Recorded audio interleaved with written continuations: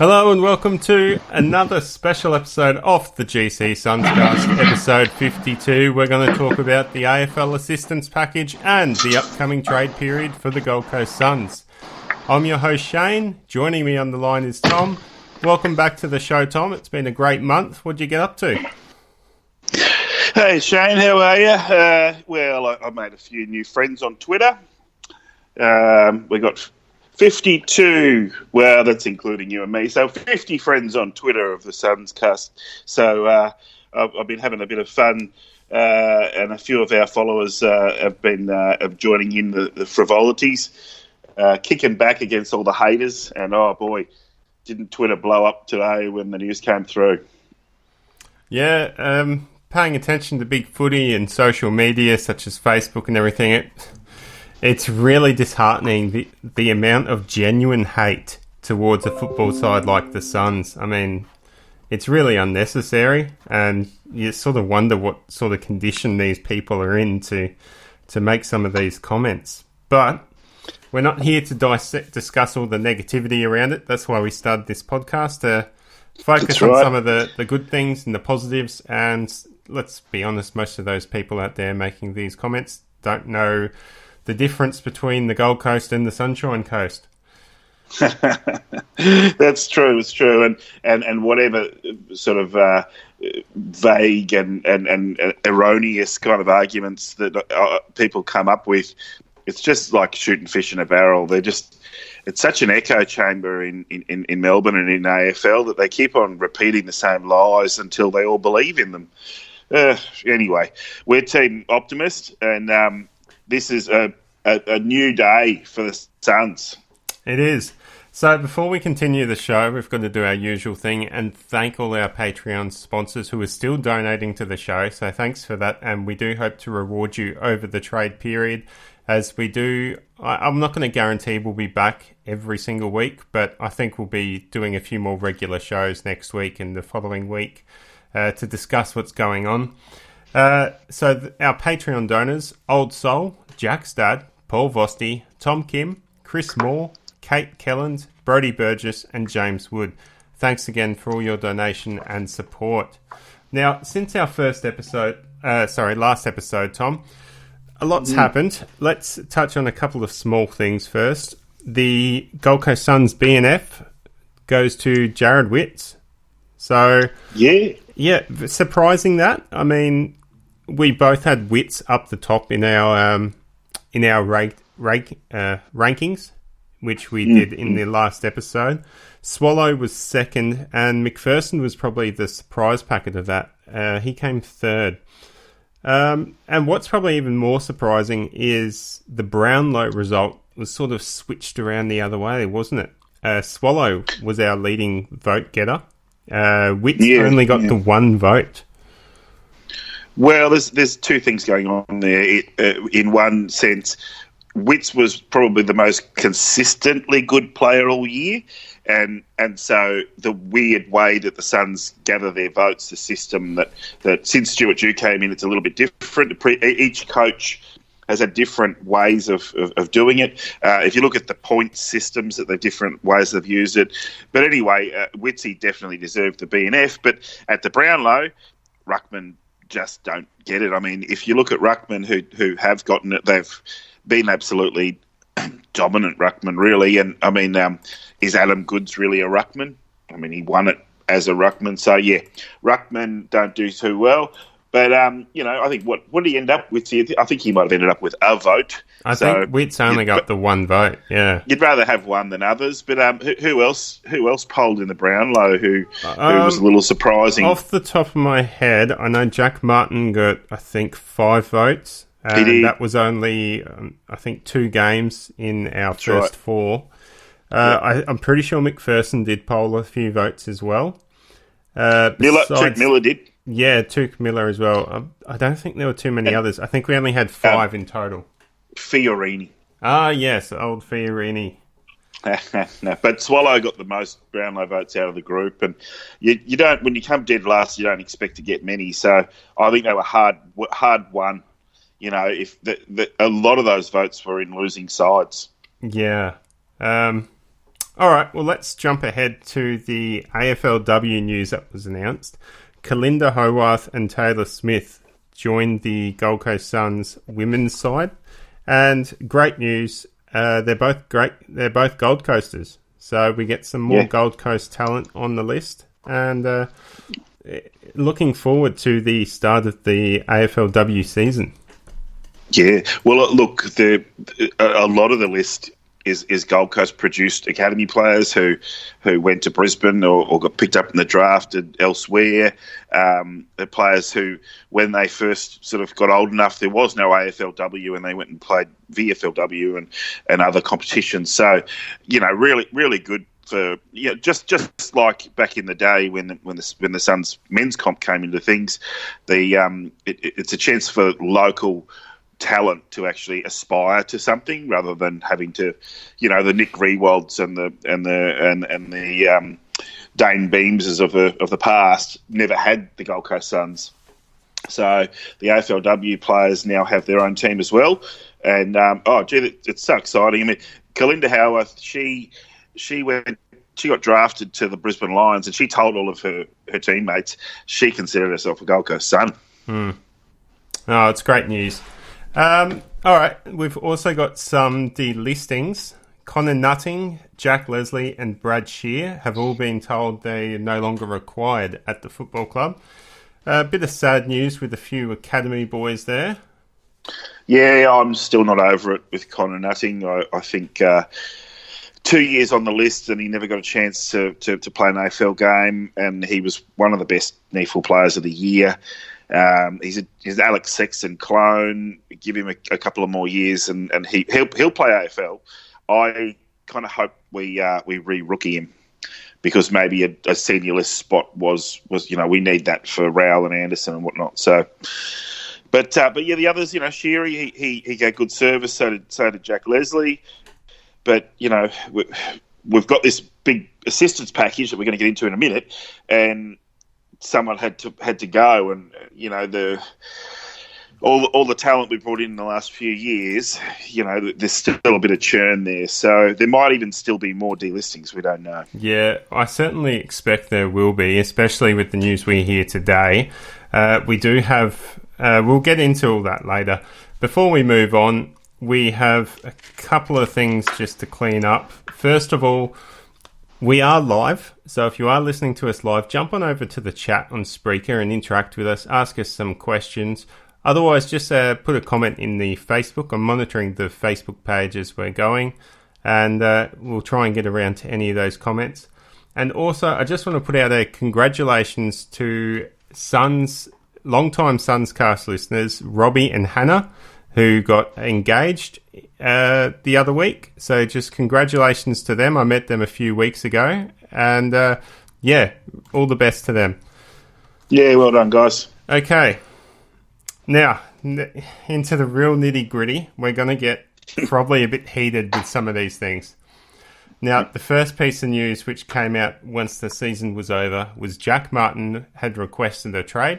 And since then, we've found out his preferred destination is Carlton. What's your take on this one, Tom? Because I wasn't so sad to see him leaving. I assumed earlier in the year this is what was going to happen. But I'm starting to doubt whether we're going to get anything close to fair value for him. Yeah, look, he's one of my favourite players. So all year, watching him play, we've mentioned it a lot. He started the year quite well. He had a couple of games where he ended up getting Brownlow votes, which, it's not just us sort of saying, he seems to be going all right. Then just little things, he statistically had his best year yet, and that's probably because they were playing him in the middle. But we saw his low point, an 8-possession game, and that's a player who's dropped his bundle. And I guess in the end they're sick of losing, and their mates are at other clubs and they're winning, and who knows what he was going through his head last off season when he shopped himself around. So this time he's out of a contract and he's able to dictate terms. So he's gone. But what do you think about our Cal?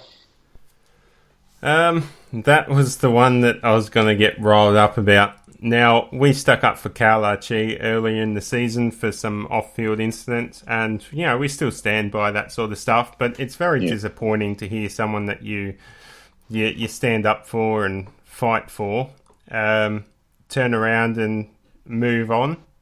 Now, we don't know 100% why he's decided to leave. It's probably more so that it's reported that he's going to Brisbane, which has angered me the most. As you know, I despise Brisbane, and it doesn't make sense that he's going up the road. He's clearly not happy with something. That he just wants to be at the club, and it's not necessarily a going home factor. I could sort of stomach that. It's more so that there's something going on he's not happy about. Now, rumour is it's contract. He wants a long-term contract. Brisbane are apparently offering 4 years at about $400,000 a year, and I don't think Gold Coast were prepared to go anywhere near that. What are your thoughts, Tom? Because I had my rant on Facebook when this news broke. Well, excuse me, I didn't want to believe it. And it's taken me a little while, and I'm still not all the way there. I think a couple of people, Michael Whiting has said, as always stresses, if a deal gets done. Now, the Lions are bursting at the seams. Their list, they haven't delisted anyone. Hodge has retired. They just signed Cam Ellis-Yolman. So they've got no spots for him.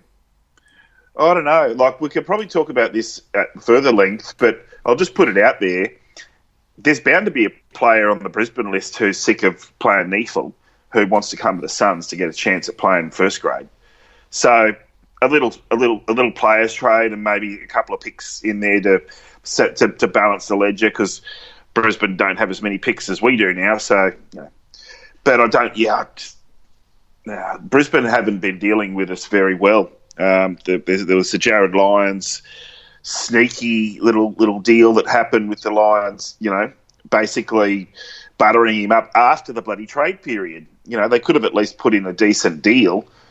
But I think they owe us one big time, and poaching our players isn't the way to go about it. Well, Chris Moore in the chat asks what we think about Keys from Brisbane. You mentioned a Brisbane player coming loose. I've heard his name mentioned a few times before, but I'm a bit concerned he hasn't really lived up to the expectations that he had several years ago when he was drafted. I'm not sure the Suns would be able to bring that out in him. Well, a couple of things with Ben Keys. He's only a young bloke. He's 22 years of age, so he's the exact right age profile. And the other thing about him is that they drafted him, and then they've been bringing in players who are experienced AFL players like Mitch Robbo and Alan Christensen, and not that they're exactly the same role players, but all of these more experienced players that they brought into the Brisbane team have basically pushed fringe players like him out. So whilst he still gets a game occasionally, there's just so many players that they don't get injured. So really, I don't know exactly how many players the Lions used this year, but it was less than 30, and he was one of them. So, at half the clubs in the country, he'd be getting a run in the senior team every week, including our team. So, bring him on. The key thing with Ben, I think, is that the Lions have blooded him, just not so much in the last 2 years. So he's got the hunger, and he's had that taste for it. He's about as experienced and the same age as Kalachi, so it could even be a straight up swap if because Cal didn't play much this year at all. All right, well, again, we'll shelve that idea, that talk of Brisbane off-cuts coming to the Suns for now. And let's jump into the AFL Assistance package, which was announced today. Let's break down what that's all about, and then we'll go into trade talk and how the Suns can manoeuvre some deals. Now, the first thing is the Suns have been granted the first pick in this draft to go along with their pick already. So the Suns will now have pick 1 and 20 from the assistance package to go along with pick 2 and pick 15. Mm-hmm. We will also be given pick 11 in the 2020 draft and pick 19 in the 2021 draft. So that's a suite of draft picks over 3 years, gradually phasing out. What do you make of that, Tom? Well, the pick 11 next year is tradable this year too, so it's a thing. But as Chris Moore saying in the chat, we've got pick 1 and 2. It's a once in a lifetime opportunity to pick two best mates who've been playing together for years and years, who are the two best players in the draft. So there's just no question. Just like last year, we knew a long way out that we were very likely to get Isaac Rankin and Jack Lukosius. We just didn't really know which order. This time we thought maybe Connor Rosie instead of it was going to be one of the two of the three. Well, the Anderson and Rankin. I've already given them nicknames. Do you want to hear them? Okay, go ahead. Rowdy. Okay, Row. Yep. And the Matrix. Oh, Mr. Anderson. Okay. Well, we'll have to bring that up with some of the players, see if it sticks. Yeah. So it's interesting. We'll go back to that after we finish the rest of the assistance package. And the Suns have been granted Darwin as a recruitment zone to add to their academy. Now, what are some of their players that have come out of Darwin to give our listeners some hope? Yeah, well, what we think is that a couple of the guys who were in the Allies team, and of course the Allies team, did have quite a number of Suns in it. So Malcolm Roses Jr. and Ben Junkfer. Ben Junkfer actually came and trained at the Suns in during the season. So that'll be very interesting to see if indeed, because the thing we've got to remember is Darwin is like the only city for bloody hundreds and hundreds of kilometres in every direction in the Northern Territory, including the islands. So when young players are like 16 and they're just killing it in their own towns or whatever, then they generally go to boarding school in Darwin, and then they play in the senior reserves and then senior men's, and then they, historically, the players who have gone to the Northern Territory Thunder will play NEFL and play academy and NEFL and then get drafted. Well, with the next generation academies, where Indigenous players, so all of that kind of thing, the next generation academy, it's probably because, okay, so normally try and keep it simple, Tom.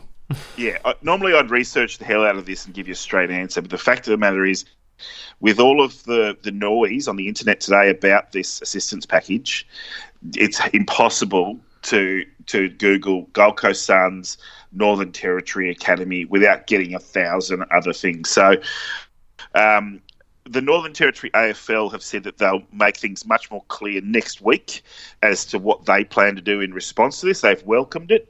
If you want to have a read of that, it's on our Facebook page. So in short, the Darwin region, we may get immediate benefit this draft, but if not, we might even end up with a Rioli within a couple of years. Yeah, and I think Stephen May came from Darwin as well when we initially recruited him, didn't he? We had the Darwin zone, so it's like they're just giving it back. They gave it to GWS, of course. Yeah, and so with that also comes free access for the Suns to anyone in our academy, and obviously that includes the Darwin zone. Now, free access, from my understanding, is no bids. So if a club, the Suns can elect to take any player in their academy without having to match a bid. Now, this is going to immediately have a benefit for us this year with Badaric, and if we go after Ace and Gore, although you've been harping on all year that Ace is already a Cat B rookie because of his because he's Papua New Guinean, isn't he? Yeah, he is. He's not even an Aussie. So a bit of an update there. There's also an Irishman by the name of Luke Tui, who is faster than any listed AFL player.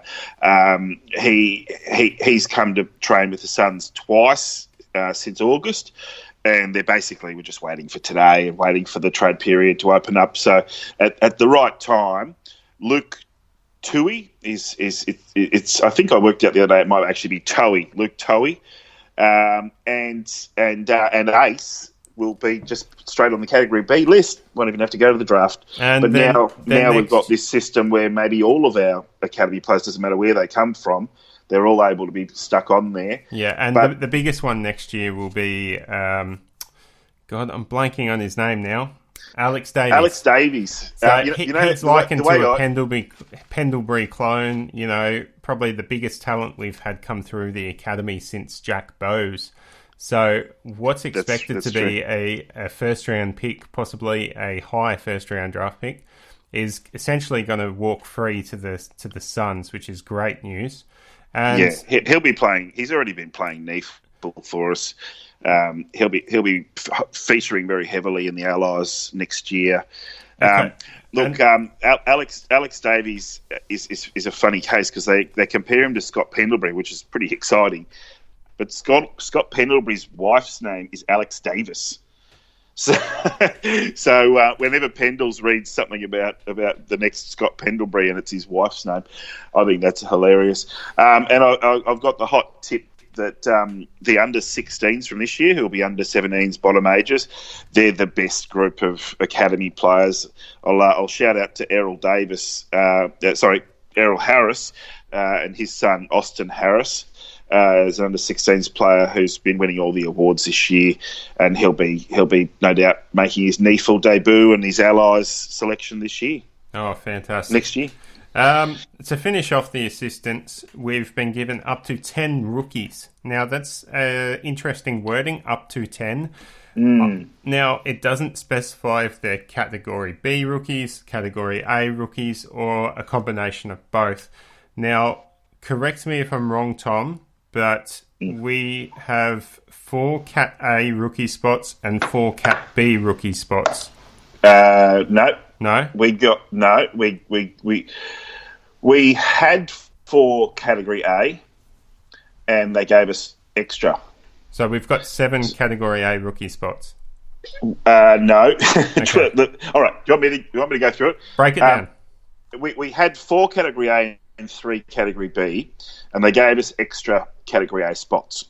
So it was 6A and 3B, and now it'll be a 10th rookie spot. I'm just guessing it's Category B. Yeah. That would make the most sense because of Ace and this Luke Toey Irish recruit. As things stand right now, we don't know which players are Category A and Category B because they're interchangeable. They can be nominated in the middle of the year to go up from B to A and then be slotted back in B. So this is an ongoing thing. The club's not transparent on it because they don't have to be.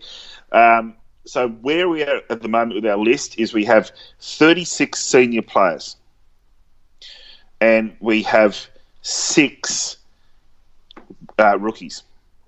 So if we automatically assume that those 6 rookies are all A or a combination of A and B, we've got the wriggle room to go to the draft, and then at the end of the draft we've got 10 guys on the rookie list because we're only using 48 spots. So it's really 2 extra spots they've given us. Even though they gave us one of them last year, we didn't use it. Initially, we didn't use very much of the extra spots we were given, but if you remember, we went out and got Sam Fletcher and Mitch Reardon, and even then, it didn't take us out to 49 spots. So now we've got the 50 spots. Category B players don't count under the salary cap. So, considering there's been no mention of increased salary cap, which is what we were hoping for to allow us to retain players, you've got to assume, because they've given us extra rookies, they're going to cost money. So you've got to assume that the extra rookie spots are not going to count towards salary cap, therefore being Category B rookies. This is right. We asked for more money, and we didn't get it. So that in a way it sort of sucks because we've now got the draft picks to be able to offer other clubs. But if we want to go after Brad Crouch, can we afford him? Yeah, this is the question now. So it may be that we build through the draft and have some judicious trades where we can get affordable players, not on ridiculous money, because we do have a lot of very young talent who have to be on inflated money because in 3 or 4 years they're going to be winning Brownlow medals.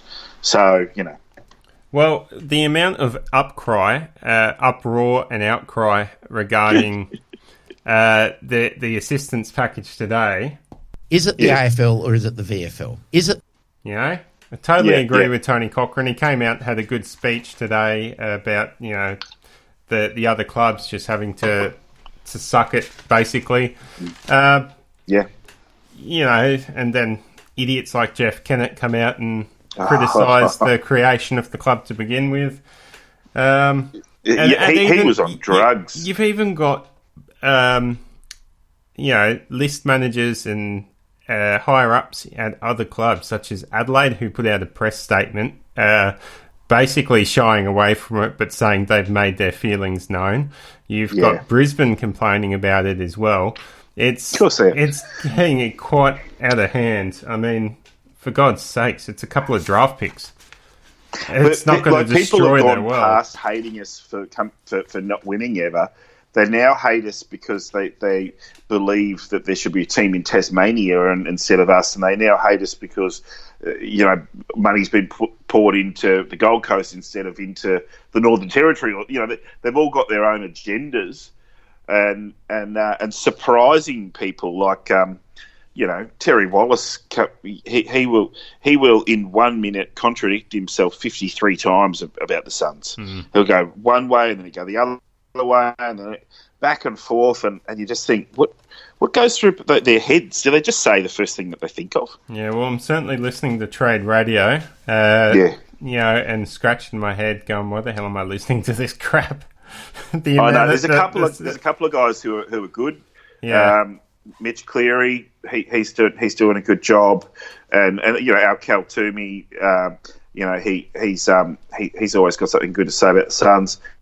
There aren't very many others, though. All right, let's jump into the trade talk. So now the following names haven't been made official, but we expect them fully to come on board, and we would put our reputation on it. So we're just going to go ahead and say Brandon Ellis is coming to the Suns and Hugh Greenwood is coming to the Suns.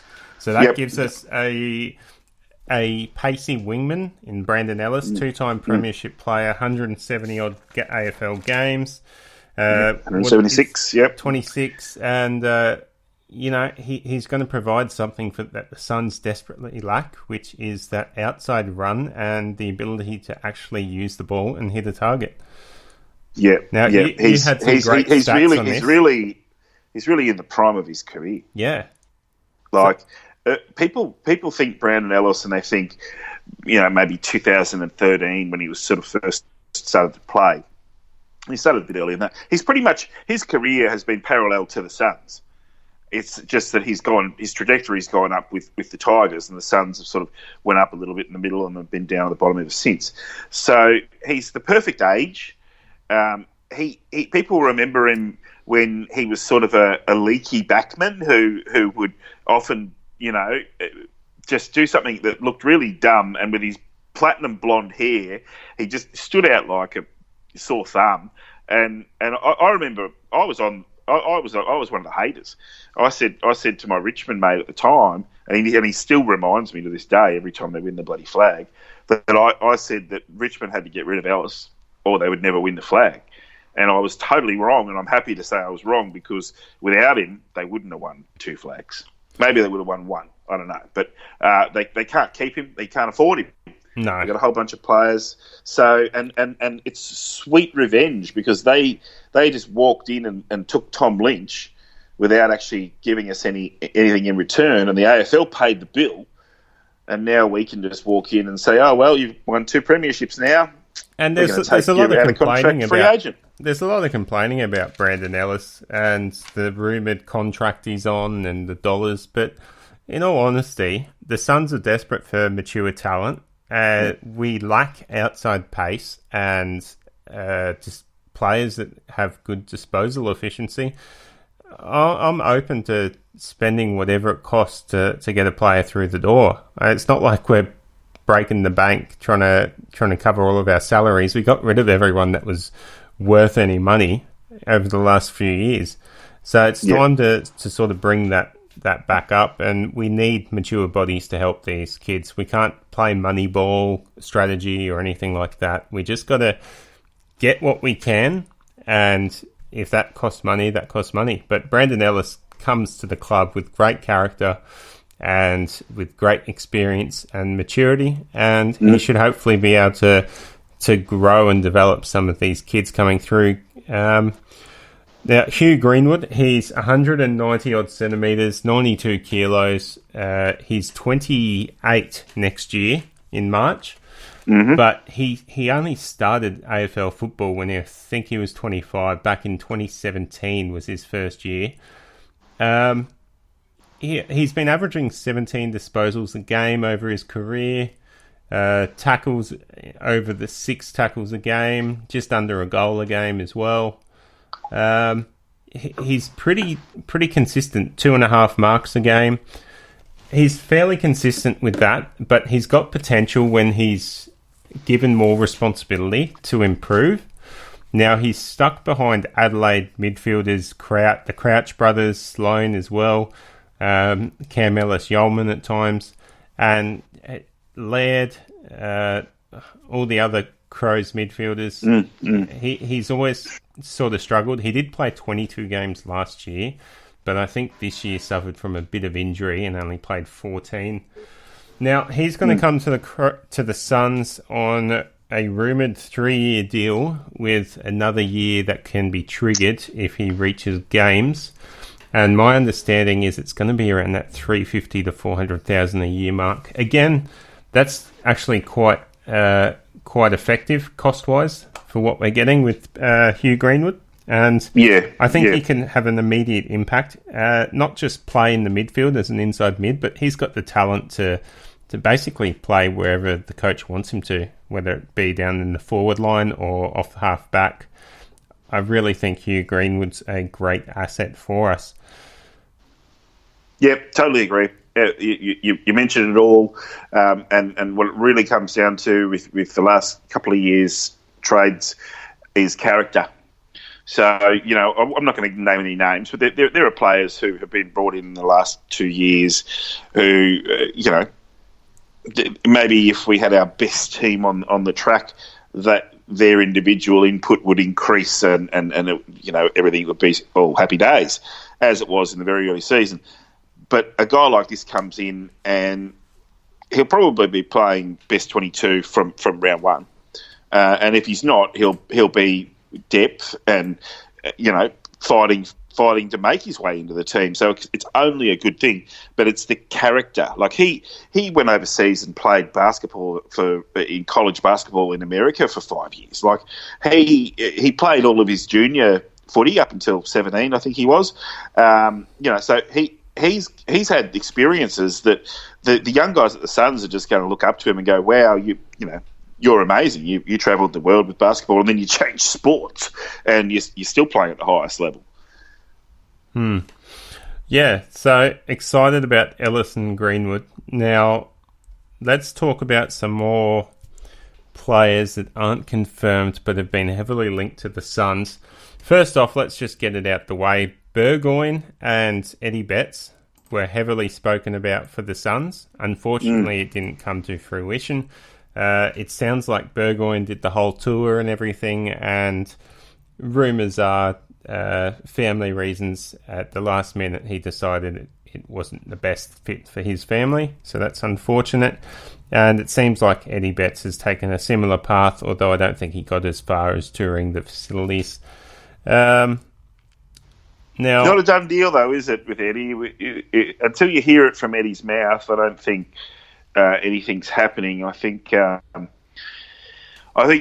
Carlton have gone out there and said they want the world, but they really don't have all of the trade pieces, right? So Carlton are going to be spending next year's draft picks if they're going to get their full shopping list.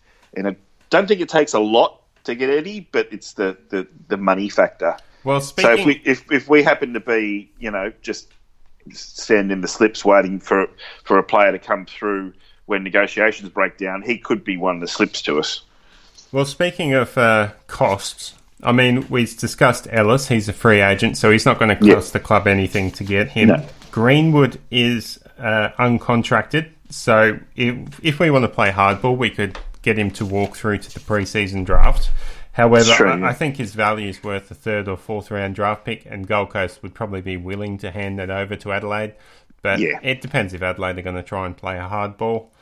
Now, I'd say a future third for him, because that Adelaide would think that's going to be fairly early in the third, and we don't give a shit because we just got given the world. So a future third means nothing. Now, the other player that we're heavily linked to is Brad Crouch. Now, he's a gun midfielder for Adelaide. He has struggled with injuries in his time. He was in the mini draft the same year as Jack Martin, I believe.